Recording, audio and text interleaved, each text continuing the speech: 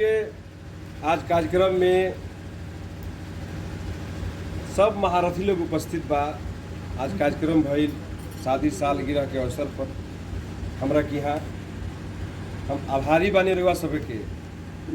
हम आज के कार्यक्रम के रूपरेखा के बारे में चाहब कि भोजपुरी के विश्व पितामह के रूप में हमने के जानी ला हमारे मित्र राजकिशोर पांडे जी कुछ कहीं आज के कार्यक्रम कैसा लागल? बोले ताली बजा दी। अब रउआ बात कौन जौन माटी के गौरई होला, जौन माटी हो भोजपुरी के खाटी, जौना क्षेत्र के हमनी के बानी जा वो क्षेत्र के गाना बजाना जब होला तो हमनी के बुझाला कि अभी तक भोजपुरी जीवित बा।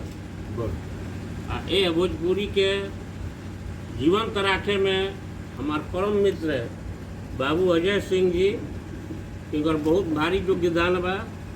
हमारा जब तक ही रहिए तब तक रहिए, इनकर साथ बराबर हम देते रहो। जय भोजपुरी, जय अजय बाबू, जय कवना। हाँ।